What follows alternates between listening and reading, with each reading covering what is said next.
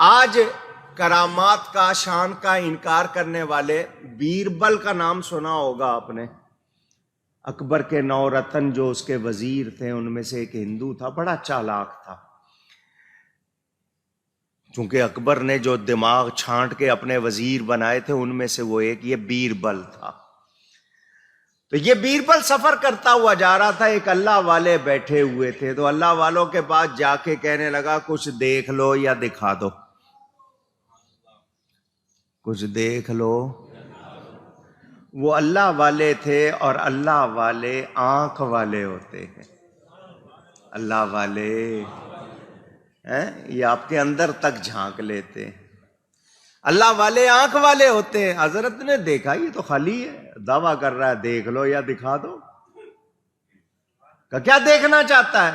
اس نے ایک چھوٹا سا جو پتھر کا ہوتا ہے نا، سخت پتھر لا کے رکھا اور تیر دیا کہ اس میں سے گزار دو تیر۔ اب تیر دور سے چلایا جائے تو وہ زور سے آئے، کسی کو لگے، چٹان میں سے صرف یوں گزار دینا۔ حضرت صاحب نے فرمایا یہ چاہتا ہے؟ آپ نے یوں تیر گزارا، وہ چٹان میں سے گزر گیا۔ اس نے دیکھ لیا کہ واقعی اللہ والے ہیں، فرمایا اب تو دکھا۔ اس نے تیر ہاتھ پکڑ کے، دیکھو کتنا سیانا تھا، تیر ہاتھ میں پکڑ کے بابا جی سے کہا یہ تیر اس پتھر میں سے گزر جائے، یہ تیر اس پتھر میں سے گزر جائے۔ آپ نے فرمایا گزر جائے۔ اس نے چلایا، وہ گزر گیا۔ حضرت صاحب دیکھنے لگے ہے خالی، اس نے کیسے کیا؟ وہ مسکرا پڑا۔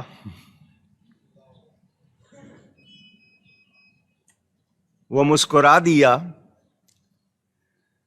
ہنسنے لگا وہ، اور ہنس پڑا تو ہنس کے کہنے لگا حضرت جی آپ شاید سوچ رہے ہو کہ میں نے کیسے گزار دیا، یہ میں نے نہیں گزارا، یہ بھی آپ ہی نے گزارا ہے۔ کیسے؟ میں نے پہلے آپ سے کہلوایا، آپ نے کہا ہے تو گزرا ہے۔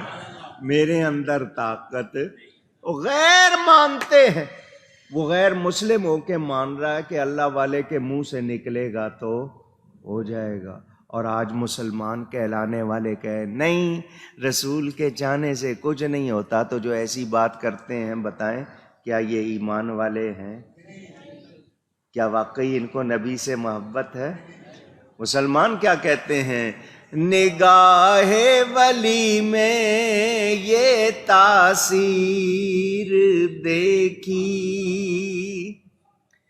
نگاہ ولی میں یہ تاثیر دیکھی، بدلتی ہزاروں کی تقدیر دیکھی۔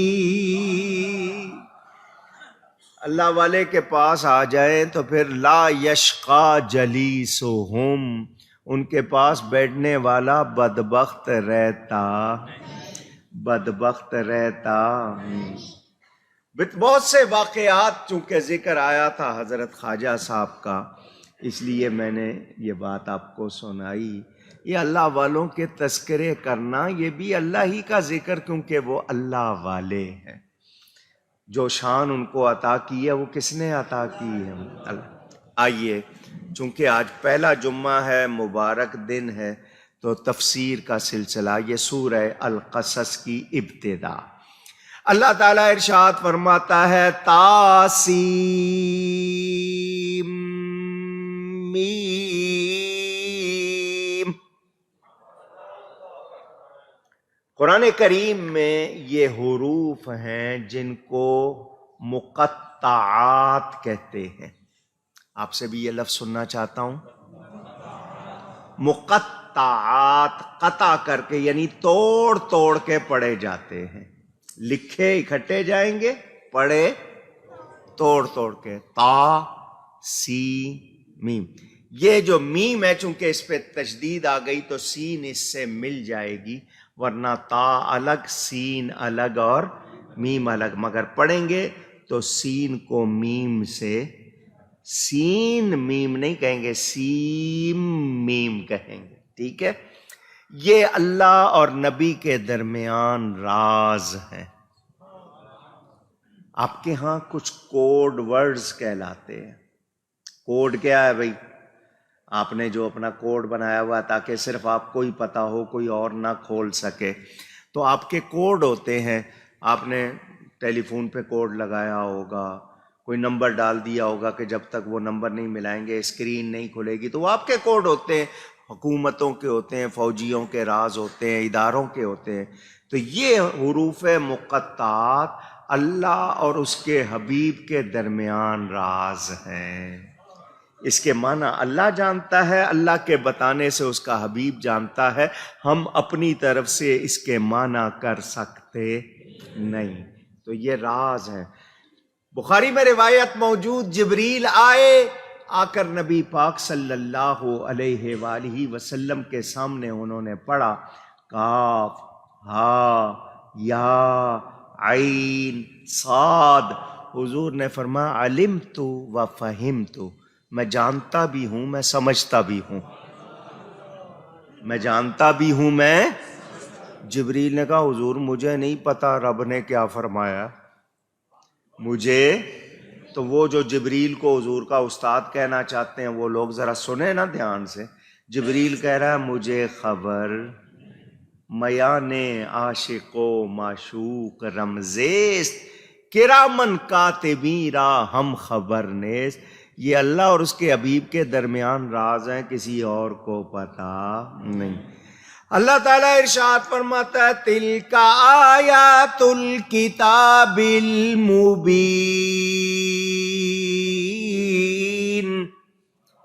یہ آیتیں ہیں روشن کتاب کی. یہ آیتیں ہیں اونچی. آیت کے معنی نشانی. آیت کے معنی نشانی. آپ کے ہاں جہاں وقف ہوتا ہے اس کو بھی آیت کہتے ہیں. بہت سے معنی ہیں ان کے. اب یہ روشن کتاب قرآن کے حوالے سے پچھلے جمعے بھی، اس سے پچھلے جمعے بھی آپ کو کچھ باتیں سنائیں. یہ قرآن اللہ کا کلام ہے. اللہ تعالی بے مثل بے مثال ہے تو اس کا کلام بھی بے مثل اور بے مثال ہے. اور یہ روشن کتاب ہے. کیا ہے؟ اونچی. جو دل سے پڑھے وہ بھی روشن ہو جاتا ہے. یہ جس مہینے میں اترا وہ مہینہ افضل ہو گیا، تو جس سینے پہ اترا اس سینے کی کیا شان، اور جو یاد کر لے پھر اس سینے کی کیا شان. تو یہ روشن کتاب ہے، روشنی دیتی ہے اور کھلی کتاب ہے. اس کو کوئی مٹا سکتا نہیں. بڑے لوگوں نے کوشش کی بدلنے کی. دنیا میں ایک مہم چلی کہ مسلمانوں کو قرآن سے خالی کر دو. انہوں نے کہا جس جس کے پاس ہے قرآن لے لو. آپ کے پاس ہے دے دو بھئی، ہمیں دے دو، یہ لو پیسے تم اور لے لینا. اس طرح کہہ کے انہوں نے لاکھوں نسخے قرآن کے ایک جگہ جمع کر لیے، یہ سوچ کے کہ مسلمانوں کے پاس اب قرآن نہیں ہے، قرآن سے خالی. اور کسی نے کہا نادانو نا واقف ہو، تم لوگ بے وقوف ہو. وہ مسلمان قرآن سے خالی ہو سکتے؟ تم کتنی کتابیں جمع کر لو گے، یہ تو سینوں میں محفوظ ہے. 8 سال کا بچہ یاد کر لیتا ہے، کہاں سے تم قرآن کو ختم کرو گے؟ تو یہ روشن کتاب ہے، مٹائی جا سکتی. اونچی. لوح محفوظ کو بھی کتاب مبین کہتے ہیں. لوح تختی کو کہتے ہیں محفوظ، اللہ نے اس کو محفوظ کیا، اس کو بھی کتاب مبین، روشن کتاب. اب جو نور والے ہیں وہ دیکھ لیں گے. نور والے، اشارہ نہیں سمجھے آپ؟ جن کی آنکھوں میں اللہ نے خاص نور دیا ہے وہ بیٹھے بیٹھے لوح محفوظ پڑھ لیتے ہیں. غوث پاک فرماتے ان عینی فی اللوح المحفوظ، میری نگاہ ہر وقت لوح محفوظ پہ لگی رہتی ہے. تو جب اللہ والوں کی یہ شان ہے تو جس پر یہ روشن کتاب نازل ہوئی اس نبی کی کتنی شان ہم اندازہ کر سکتے نہیں. میرے نبی کی بہت شان ہے، اتنی شان ہے عمریں ختم ہو جائیں، علم ختم ہو جائیں، اس کا بیان ختم ہو سکتا نہیں. میرے دوستو اور بزرگوں، یہ آیتیں ہیں روشن کتاب کی. کتاب لکھی ہوئی چیز کو کہتے ہیں. جو لکھی ہوئی چیز ہے اس کو کیا کہتے ہیں؟ پھر کہیے کتاب کے معنی، کتاب کے معنی لکھی ہوئی چیز۔ قرآن کے ایک معنی جس کو بہت زیادہ پڑھا جائے، بار بار پڑھا جائے زیادہ سے زیادہ، تو اس کو کیا کہتے ہیں؟ یہ قرآن پڑھنے سے کبھی کوئی اکتاتا نہیں۔ یار ابھی صبح ہی پڑھا تھا، آپ پھر پڑھیں گے، پھر لطف آئے گا، پھر پڑھیں گے، کبھی آپ اس سے یہ نہیں ہوگا کہ نہیں پڑھ لی ایک بار، دنیا کی کوئی اچھی سے اچھی کتاب ایک بار، دو بار، تین بار پڑھ لی، بس پڑھ لی نا۔ اس کو روز پڑھیں، صبح پڑھیں، شام پڑھیں، دن پڑھیں، رات پڑھیں، بار بار پڑھیں، اس سے طبیعت اکتاتی نہیں ہے۔ میرے دوستوں اور بزرگوں، لوح محفوظ اللہ کے خاص بندوں کے لیے مبین ہے، روشن ہے۔ ہمارے لیے یہ کتاب، تو اگر ہمیں روشنی چاہیے، ہم اپنے سینے سمندر کرنا چاہتے ہیں، اور ہم چاہتے ہیں کہ ہمیں رحمت ملے، شفا ملے، نور ملے، ہدایت ملے، تو اپنا رشتہ قرآن سے جوڑ لو۔ کس سے جوڑ لو؟ وہ زمانے میں معزز ہوئے صاحب قرآن ہو کر، اور ہم ذلیل و خوار ہوئے تارک قرآن ہو کر۔ ہم نے قرآن کو ترک کر دیا، اچھے کپڑوں میں لپیٹ کے رکھ دیا، پڑھتے، جس دن اٹھ گیا تو پھر پتہ چلے گا۔ اور یہ قرآن شفاعت کرے گا قیامت کے دن کہ یا اللہ یہ تیرا بندہ مجھے روز پڑھتا تھا، مجھ سے بہت پیار کرتا تھا، اور ہم پڑھتے۔